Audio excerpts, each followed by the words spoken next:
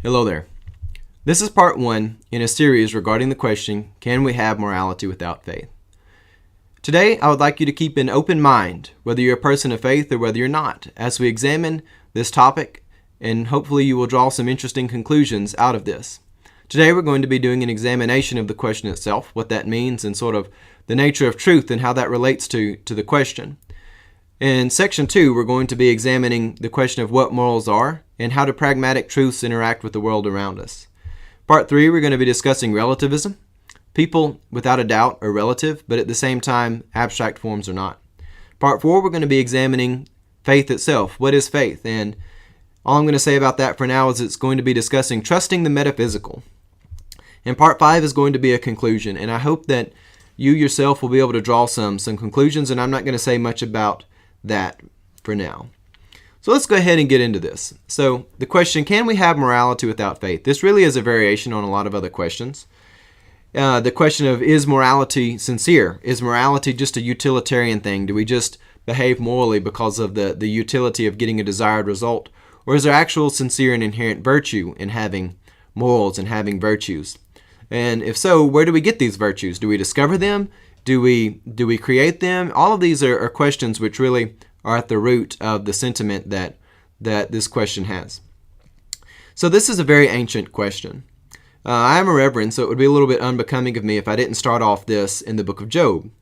A lot of times the book of Job is mischaracterized as being this book about either arbitrary suffering or waiting in God's time, but if you actually look at the book and you carefully examine it, it's a book that's very much set up like a trial, and sort of this archetypal prosecutor comes in and makes an accusation with sort of the assumption that the accused is guilty unless they can prove otherwise. And at the end of the book, there's sort of resolution that the accused party is not actually guilty. So let me just start by reading this. And I will say this is the most ancient book we have in our canon, so it's a very old text. It's very old. It reads like something which is very old, and there's a lot of questions that we may have regarding the book itself and its writing style, and sort of the idea that there's this archetypal accuser who comes in. Oftentimes the one who is the accuser is translated as Satan, but I'm going to actually be using the term accuser because that's really specific to what's actually sort of here in the text itself, and it's very different from the other places in Scripture where we sort of get the idea of Lucifer and the devil and the diabolical one. These other ideas that are common in I would say pop Christianity and pop culture. This is a very different term than what the pop culture gets regarding this character. So I'm going to begin reading in verse 6, and I'm just going to read just a little bit. And it says, "Now there was a day when the sons of God came to present themselves before the Lord. And the accuser," again this is often translated as Satan, "and the accuser also came among them. And the Lord said to the accuser, 'From where have you come?' And the accuser answered the Lord, 'From going to and fro on the earth, and walking up and down on it.' And the Lord said to the accuser, 'Have you considered my servant Job, that there is none like him on earth, a blameless and upright man, who fears God and turns away from evil?'" And in verse 9, we see the accuser, who's really like a prosecutor in a trial, come in and make his statement. "And then the accuser answered the Lord and said, 'Does Job fear God for no reason? Have you not put a hedge around him and on his house and all that he has on his every side? You have blessed the work of his hands, and his possessions have increased in the land. But stretch out your hand and touch all that he has, and he will curse you to your face.'" So sort of the opening argument of the accuser is, you say that this man is righteous, but he's not. This man is not a just man. He's not a moral person. He's not an ethical human being.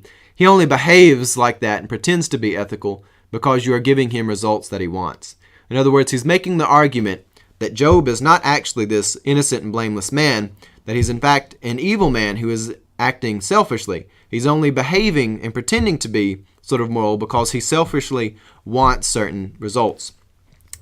And we can get into the intricacies of that on another time, but for now in this series, I want us to see that this is a very ancient question. Can people sincerely and legitimately be moral? Because that's really the heart of this question. It's the heart of the book of Job. Can humanity, can people actually be moral people? It's a very important question. And I think anybody who would ask the question, can we have morality without faith? They're asking, what does it take to be a moral person is really what I hear at the heart of that question. And I hope that you, whether you be a person of faith or whether you not be, you keep in your mind the question of how do we be moral people? And if so, where do we get our morality? Where do we find it at? Where do we discover morality in the world so that we can apply it to our lives? Well, today, and I know I can be long-winded, but I really want to move to the foundational part of this discussion. And that is, what are morals themselves? And I know that's really going to be the topic of part 2, but today I want us to look at morals as truth. So are morals true? That's a big question, and it's a question that's connected to that.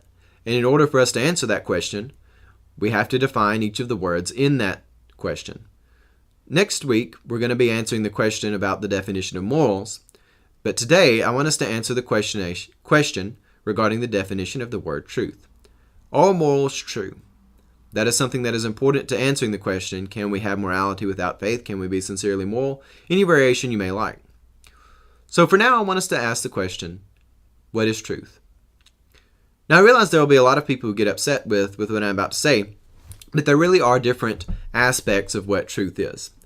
And for the purposes of this series, I'm going to be talking about the difference between material truth and pragmatic truth.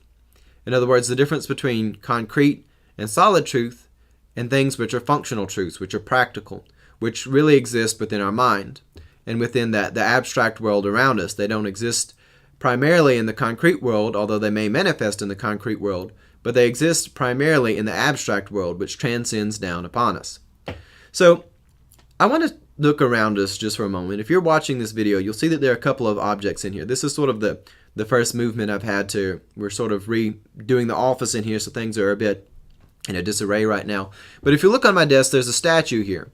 If the streaming quality is high enough, you'll see that there's some snakes on it, which indicate that this is St. Patrick. But the thing is this exists to say material truth. It's here. It's a blunt object. It could be used as a blunt object. It could be used as a paperweight. It could be used as something to look at, to look up to. It exists materially as some sort of metal, some sort of heavy and dense item. And as far as material and concrete truth is concerned, that is what it is. It is a material, dense item.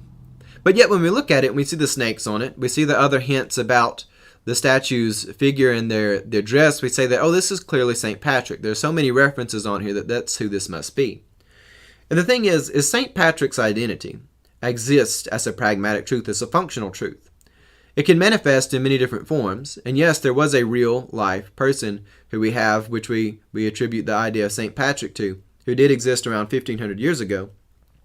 But right here what we have is a material manifestation of that pragmatic truth. You see, the thing is, this object here, it could be melted down, it could be turned into a whole number of things. And it would not always represent St. Patrick, because St. Patrick's image upon this exists as a pragmatic truth. My name, for those who know me, they may call me Dylan. If you know my longer name, you may write J. Dylan Proctor or Jeffrey Dylan Proctor. But the thing is, if I were to pass away, take for instance, if the whole Jolton Parish passed away and we were all buried here on this lot, and thousands of years passed and the tombstones had become so worn that you couldn't read the names, they may exhume all the different graves and try to learn something about us. They may find that I am there. They may find that my brother's also there. They may even find a grandparent here buried amongst us, and they may say, well, these people here, they have something similar in skull structure. We can pull a little bit of their DNA out of this. We can see that these people are definitely related. These two right here, they are family. Because that would be a concrete truth. It's materially there, and it can be determined in the material world. Well, the thing is, take for instance, I have people of all age groups here in our parish, and I have one couple who just celebrated their 60th wedding anniversary. Now, if they're buried, and thousands of years pass, the tombs are gone, there's nothing left but just a few remains, no evidence, no markers, and they pull them up, would they know that they are family? And if you just only consider the concrete truth to be true, they would pull them out, they would look at their DNA. There may be some way down the road resemblance, but probably nothing within, the last several hundred years. But if they take and look at that, they would not be determined to be family, simply based on concrete truth. But the thing is, we know that they are family. They've been married for 60 years. They have children, grandchildren, great-grandchildren. Because their status as family exists as a pragmatic, functional truth. It transcends the material world. It's a much bigger idea. And see, a lot of times people will get very upset when you start talking about pragmatic truth as opposed to material truth. They tend to usually have this opinion that one is worth more than the other, when both are completely true and both have complete worth. And I would like to point out that even the book of Job, while it does exist, I was just viewing it here on a screen, but it does exist as a material book. There are several copies of it around this building that I'm in right now. But at the same time, the idea is conveyed in it. The message itself, the very opening statement that the accuser makes in the book of Job, it is a pragmatic truth, that statement that has transcended time. It outlasted the people that were there when the book was first spoken. It outlasted the generations as it was recorded. It outlasted cultures. It outlasted nations. It outlasted kingdoms. It even outlasted spoken languages. So the thing with pragmatic truths, while a lot of times people are quick to say, well, if it's a pragmatic truth, then it's not really a truth. But the thing is it really is a truth. You know, people actually are family if they're married. People actually are friends with one another. We actually do exist in a world where functioning pragmatic truths are completely true. Even if we can't examine them the same way that we can examine concrete truths, that does not mean that they are not true. So I'm going to conclude this part for now, this section 1, but I really want you to keep this in your mind. Pragmatic truths are true.